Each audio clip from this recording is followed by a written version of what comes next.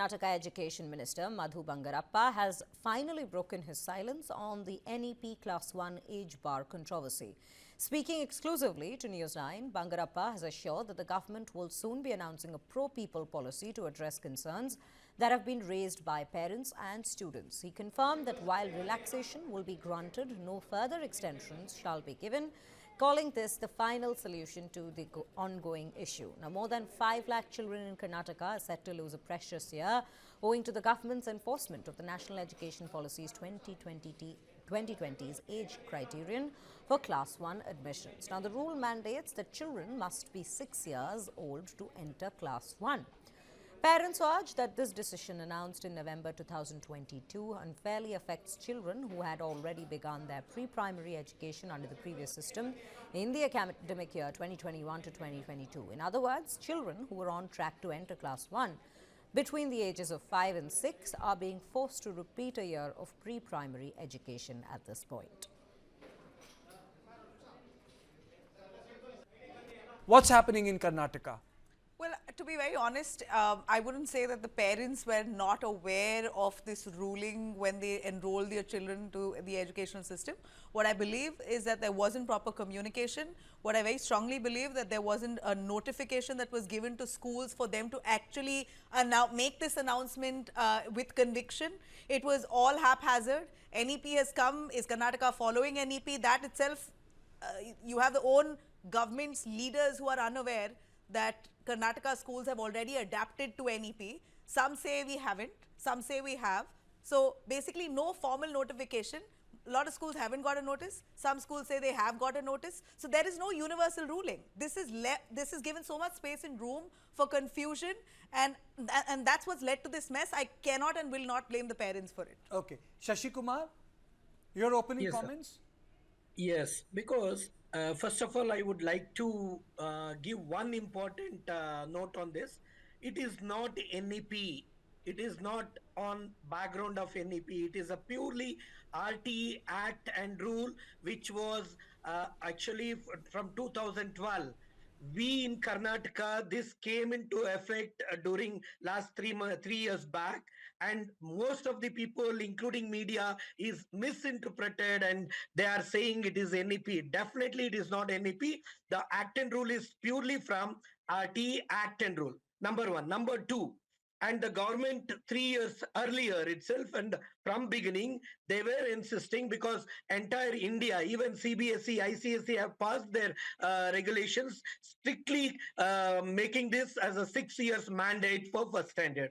Number three, most of the parents, they have there are many unauthorized schools, and there are even authorized schools who have misguided parents and got admitted their children in competition mode.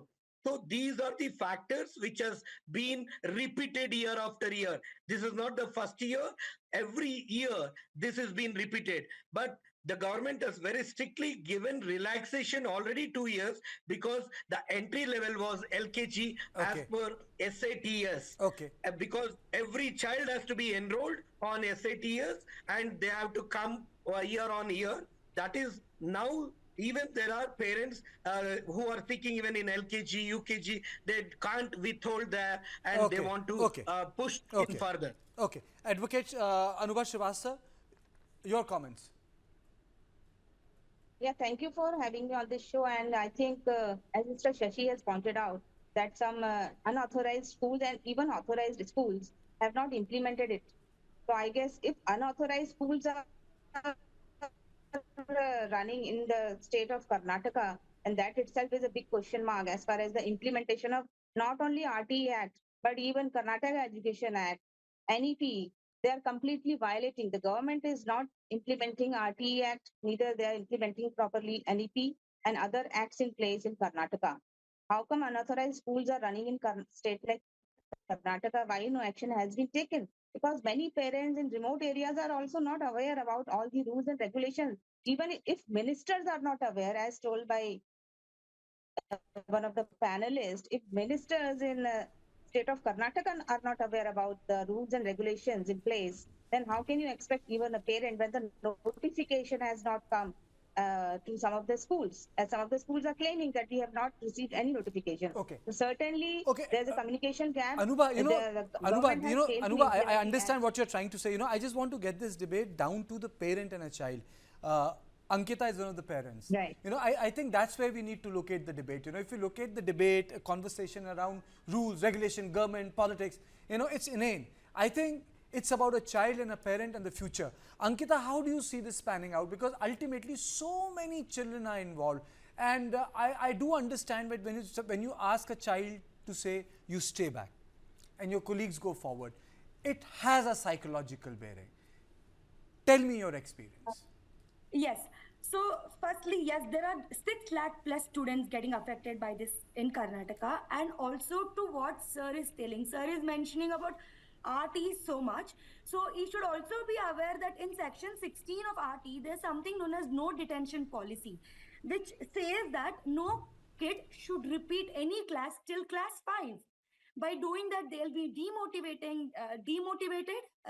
It will reduce their confidence. They'll be discouraged. So, I mean, RT is also telling about no detention policy and also telling about, repeating preschool. So, I don't know. It's not making a lot of sense over here.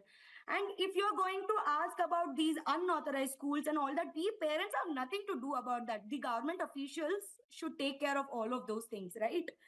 I don't think that point should be discussed at all, because it's like diversion. Shashi Kumar says unauthorized schools. I think the best of the best schools, I wouldn't say unauthorized. He also runs the school himself. I said, Nabila, there are two components. One is unauthorized schools, especially on nursery categories.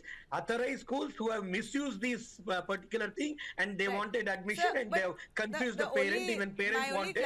Our only limited point is that it was an accepted norm to enroll students at 5.5. Parents are hurrying in enrolling 5 years, 8 months. Okay. It was very accepted by the government itself.